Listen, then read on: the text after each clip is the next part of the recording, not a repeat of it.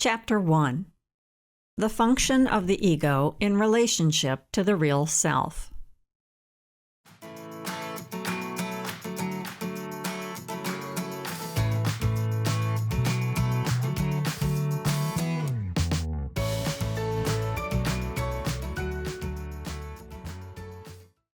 What is the end game of being human? Where are we all heading? What's the point of life? Our goal is always one thing: to become our real self. All the many teachings from the Pathwork Guide are approaching this same task, each coming at it from a different angle. As we work in this direction, it will help if we understand how our inner self, or real self, differs from our outer self, or ego. What is the relationship between these two?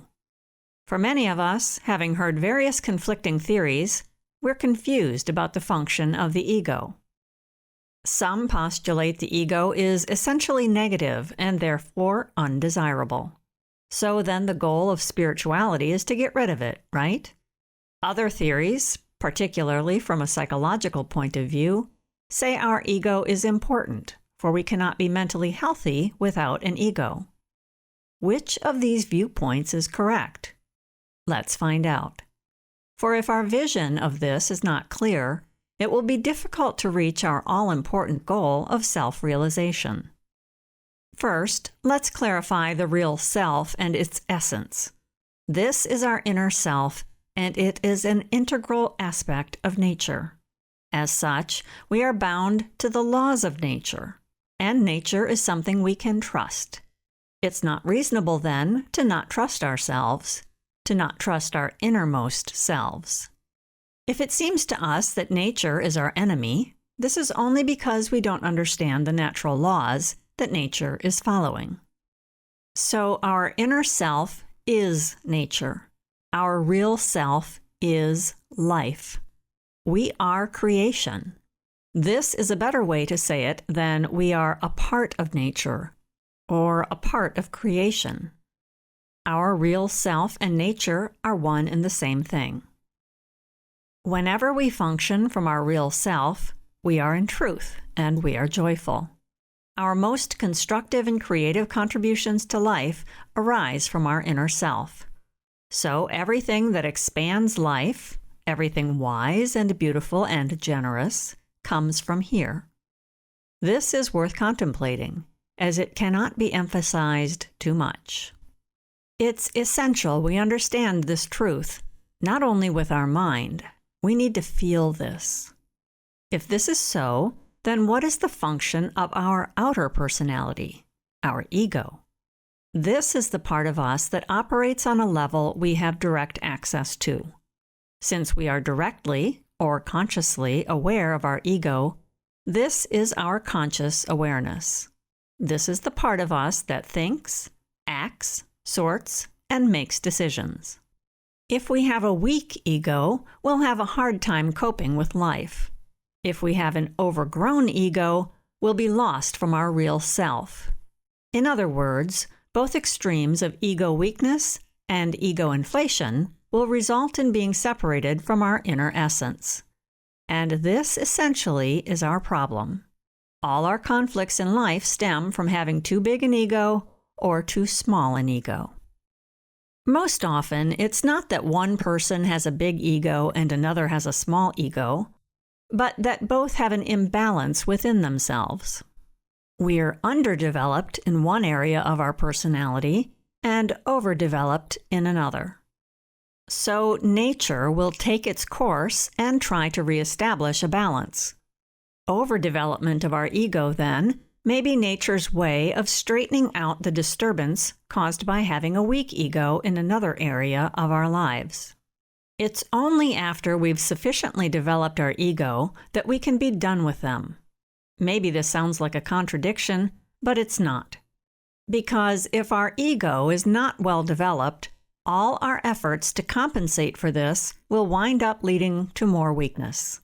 So we're kidding ourselves if we think we can dispense with our ego before we've learned to walk straight in the world.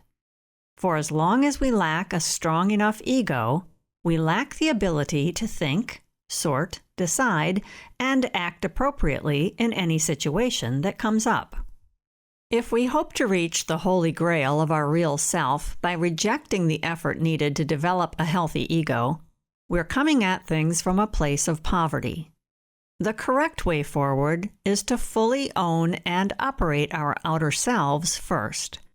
If we hope to skip the creation of a healthy ego, perhaps because we're too lazy, we're in error. And this is going to cost us, as all errors do. Make no mistake, developing a healthy ego is no easy thing. But this work simply can't be avoided. Doing so only delays reaching our goal. To restate the situation, only when we are in full possession of our outer ego self can we let go of it and reach our inner self. This is not a theory. This is a spiritual law.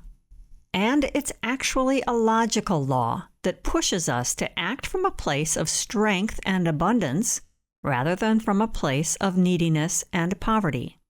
Then, once we reach this mini mountaintop, when we are in full possession of our outer ego, we'll have the much-needed perspective that, hey, this is not the final answer. This is not the end-all and be-all of who we are. Now, with the use of an ego that's neither underdeveloped nor overemphasized, we can start to transcend ourselves and reach a higher state of consciousness. But not before then. So as we make our way along our spiritual path, we'll begin, perhaps through meditating, by applying the faculties of our ego. In practical terms, we'll use our ego mind to absorb what's going on in our life and to sort out the truth of the situation. Only later will we be able to grasp things on a deeper level of our being in our greater consciousness. Many people don't even realize there is anything beyond their ego. They think the goal of life is to cultivate a strong ego, although they may not think about things in these terms. And that's how an overdeveloped ego comes into play. But this is a dead-end street. It misses the whole point. Instead of reaching the stage of having a powerful ego that can be transcended, the person further aggrandizes it. But the scope of the ego is so limited, and the possibilities so puny, there's nothing great happening here at all. It's super important to understand the spiritual law at work here. It's the law stating we must fully reach a certain state of being before we can abandon it for something better. Too often, we totally ignore this law. Our real self knows that the universe is unlimited, and that absolute perfection exists, that we can ultimately expand and reach the sky. And when we get there, when we're fully living from our real inner selves, we will become the master of all natural laws. We all deeply yearn to live in this final reality and to reach our full potential. But if we hear the call of this message from our deepest inner selves, without the benefit of a healthy ego, the meaning will be distorted. Then we will childishly strive for perfection. Think of a baby at birth who has no ego. It only wants one thing: total pleasure. Babies seek omnipotence without frustration or lack of fulfillment. To go on with such strivings, though, without the development of an ego, is to be unrealistic and even destructive. And so it is that on a spiritual path, we learn that we must let go of our forceful demands before we can come to our desires, fresh and new, and actually realize them. The long and short of it is this: we must accept our limitations as human beings before we can tap into the unlimited fount of power sitting in our core, waiting for us to find it. We must accept our imperfections, as well as the imperfections of life on earth, before we can reach our destiny, which is filled with absolute perfection. And the thing stopping most of us from getting there is this: we must shed the childish notion that we can have all this and not work for it, that we can get there without the aid of a well-developed ego. We have to let go of our outdated desire for pleasure supreme and figure out how to make do with limited pleasure before we can discover all that can be ours. To accept less is to accept life as it is right now, in this earthly reality. And to do this, we're going to need to have an ego. Once our ego is well equipped for dealing adequately with what this earthly realm offers, which is where our body and soul now lives, then we can deeply comprehend our greater faculties. But we must walk before we can run. So, yes, our ultimate goal is perfection, unlimited power, and full pleasure. And these aren't things to only hope for in a faraway future after we've left our body.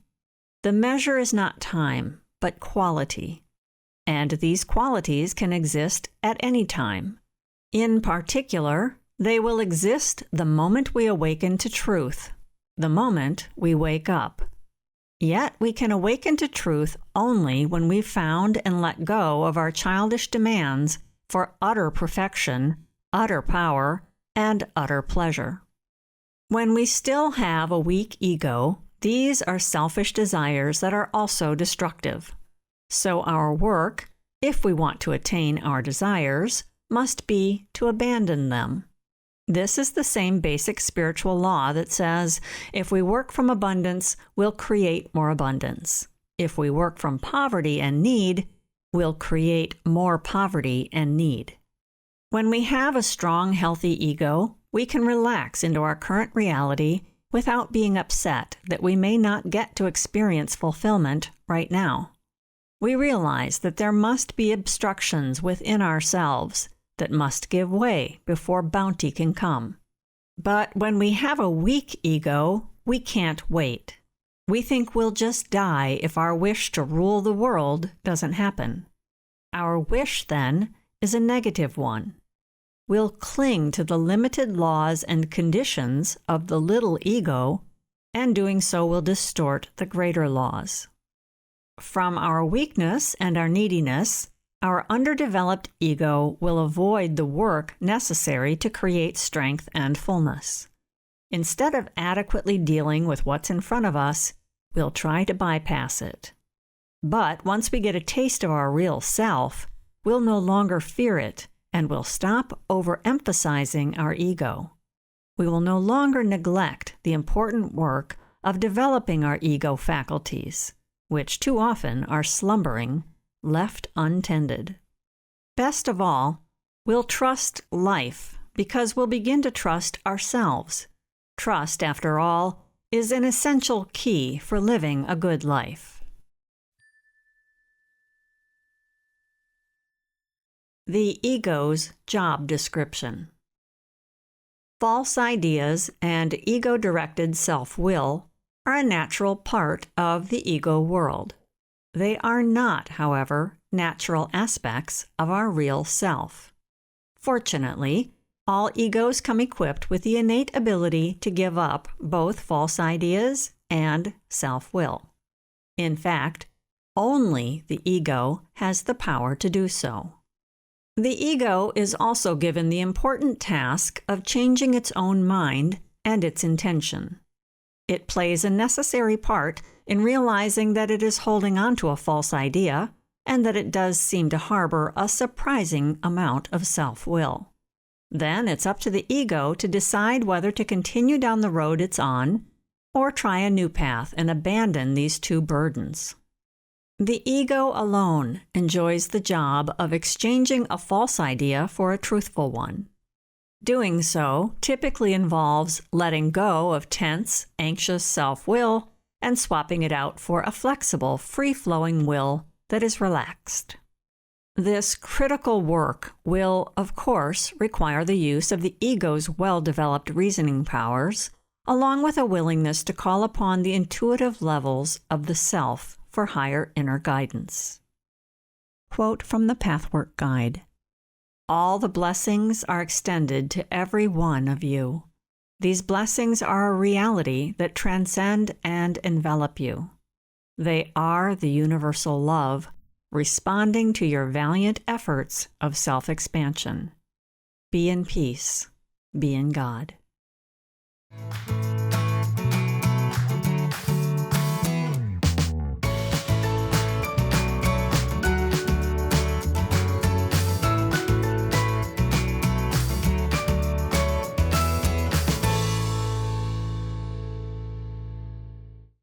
This work is copyrighted by Jill Loree, founder and manager of Finesse LLC.